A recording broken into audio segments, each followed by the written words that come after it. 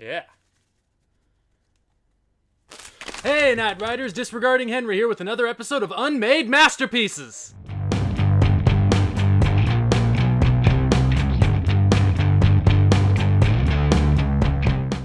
Welcome to part 2 of my look at A Confederacy of Dunces, the epic, the main event, the real challenge, 30 plus years of production history, a convoluted mess of legal battles, rights issues, creative differences, and artistic strife. As much as I would like to claim differently, this is not going to be a definitive timeline of this production. As many articles as I read, as many interviews as I watched, there are still many holes to be filled, and it just doesn't look like the information is out there, at least not in the places I looked. And though I found some great sources in the Wall Street Journal, the AV Club, and Wikipedia, there's a lot of information that doesn't have a precise date ascribed to it, and there were some sources that contradicted each other, so a lot of it is pieced together with guesswork. This is my best estimation of the movie's production history based on the available information, and I've tried to make it as complete as I possibly can. So grab a snack, make yourself a cup of tea, and settle in. We begin in 1980. Thelma Toole, with the kind help of Walker Percy, has just succeeded in publishing her son's manuscript. The Louisiana State University Press is preparing to put the limited first run of John Kennedy Toole's A Confederacy of Dunces on bookshelves everywhere.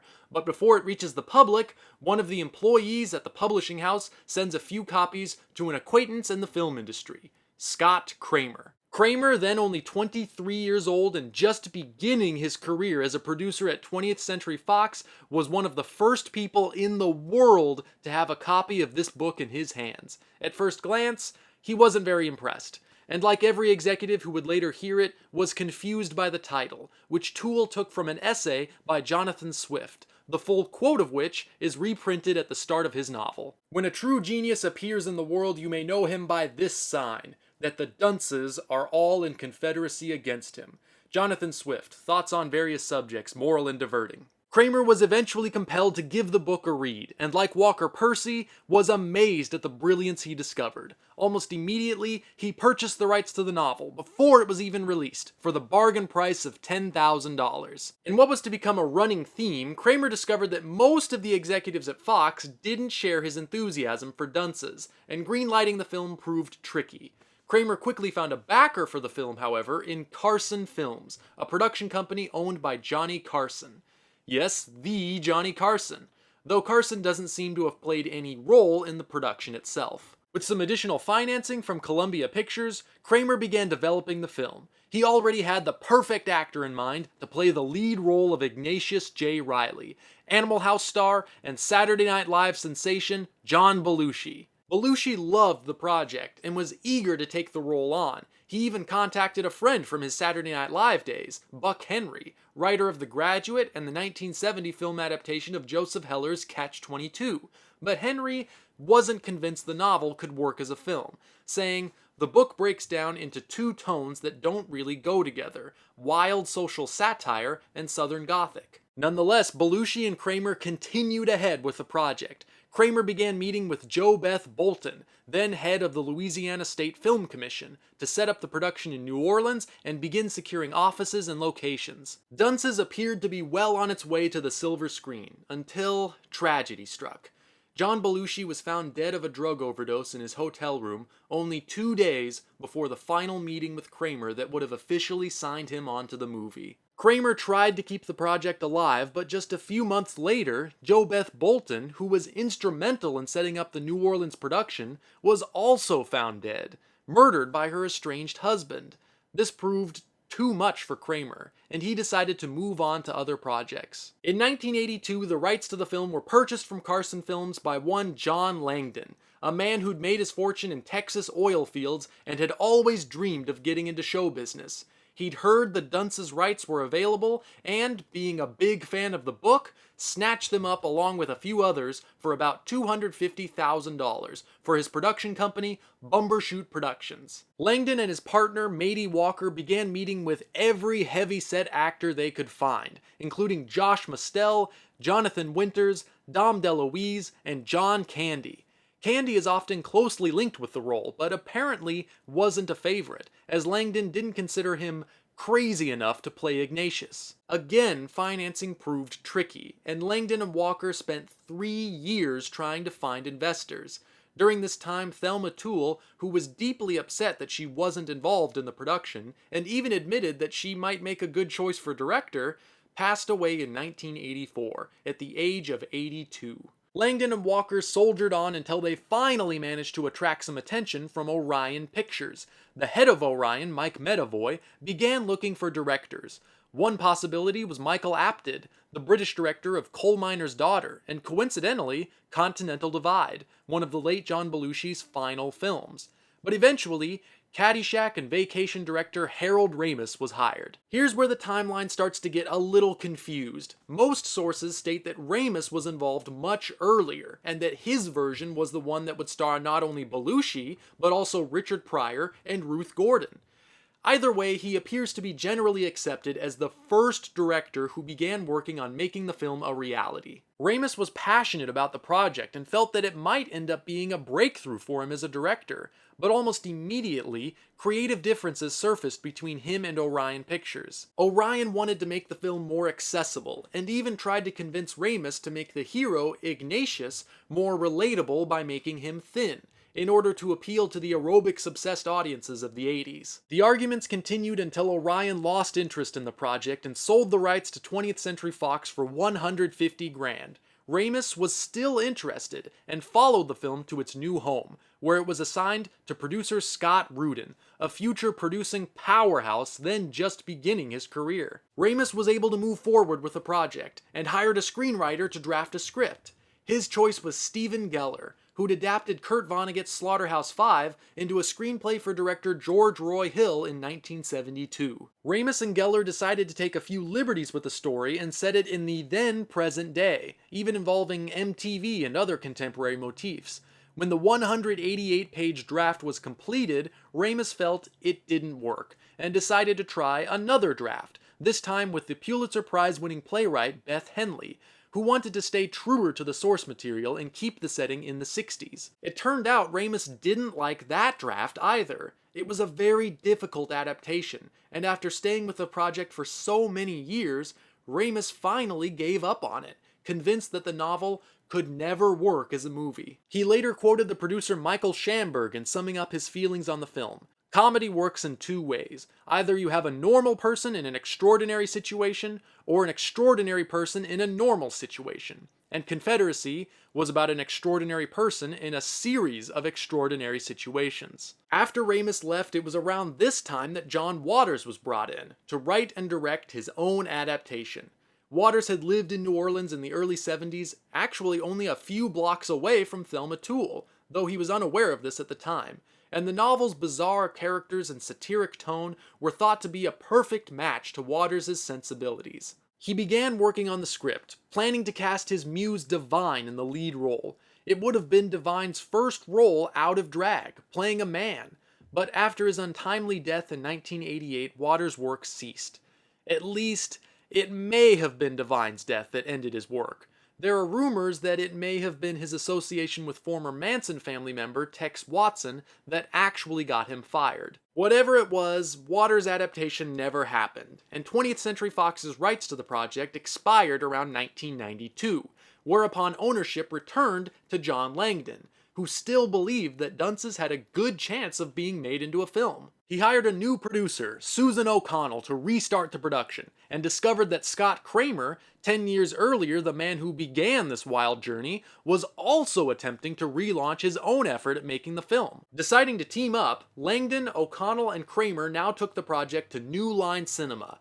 Kramer hired Louisiana native Steven Soderbergh, still riding high off the success of his 1989 debut, Sex, Lies, and Videotape, to direct. And Soderbergh in turn hired writer Frank Galati, who had adapted Ann Tyler's novel The Accidental Tourist for director Lawrence Kasdan in 1988. Negotiations with New Line were shaky. They were reluctant to pay the asking price for the rights, and they didn't have much confidence in Soderbergh as a director, actually preferring to get Waters back in the director's chair.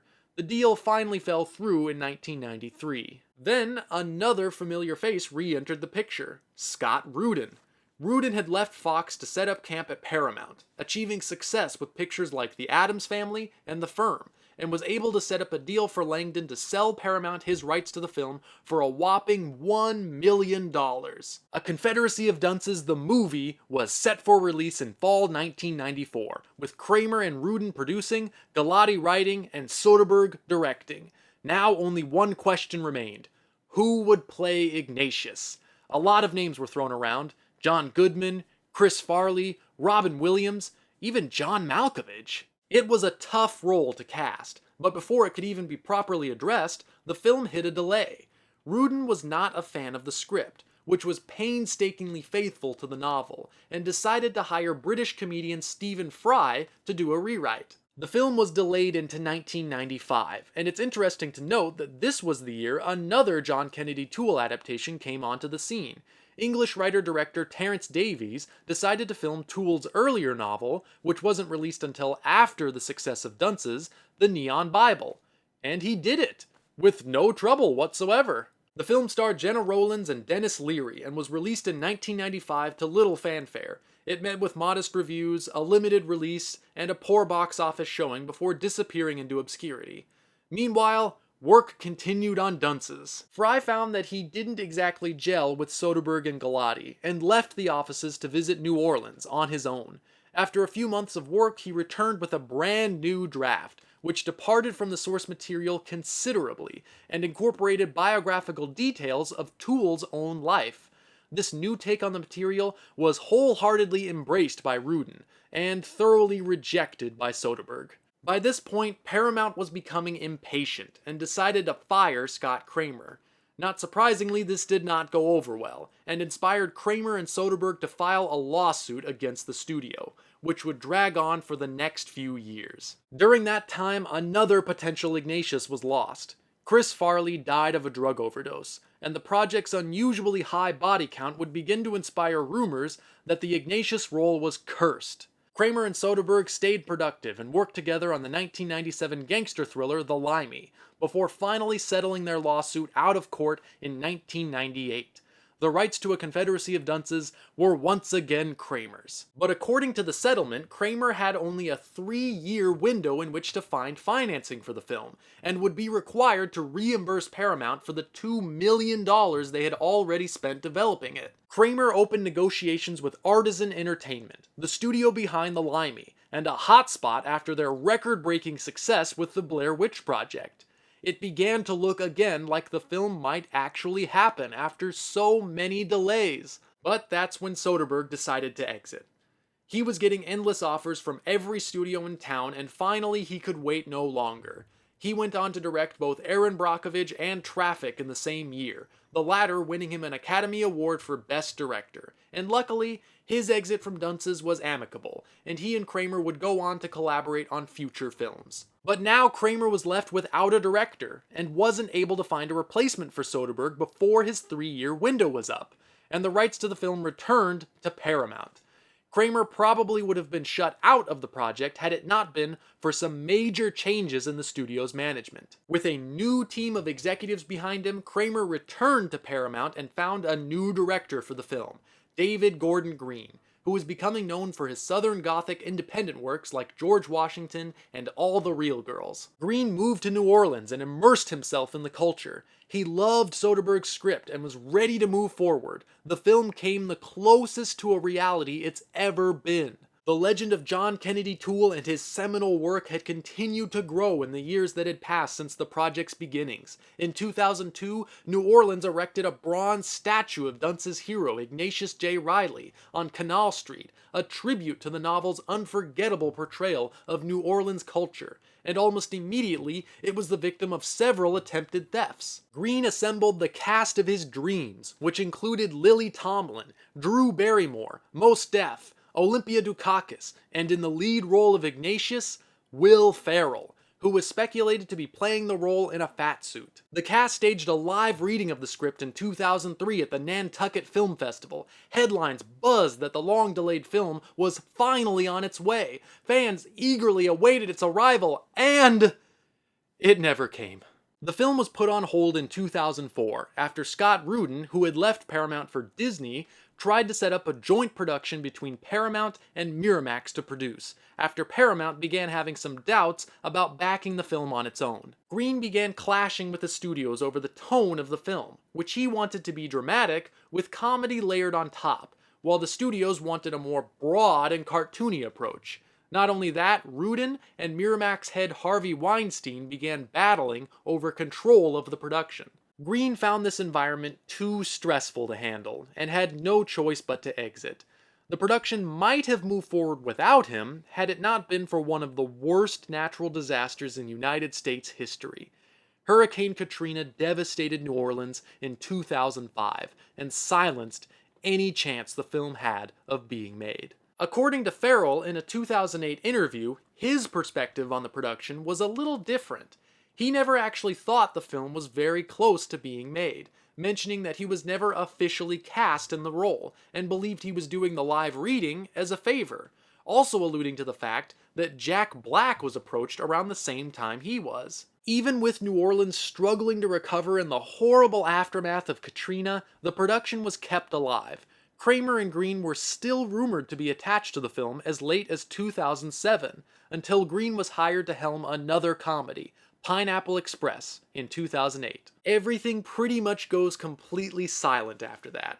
Apparently, Kramer would once again abandon the film over the course of the next few years, and it would be left with Scott Rudin, by this time one of the most respected and influential producers in Hollywood, who took the production back to Paramount exclusively after realizing he would not be capable of working with Harvey Weinstein. About 5 years later, the film would come back from the dead once again, this time with James Bobbin in the director's chair, who'd worked on shows like The Ali G Show and Flight of the Conchords, and directed the recent reboot of The Muppets. A new script was written, this time by Phil Johnston, who'd written the comedy Cedar Rapids, and a new lead was hired. Ignatius's shoes and Hunter's cap would now be filled by Zach Galifianakis, the breakout co-star of the Hangover films. Unfortunately, history repeated itself and the film was again delayed over and over until Bobbin left to direct the Muppets sequel in 2013.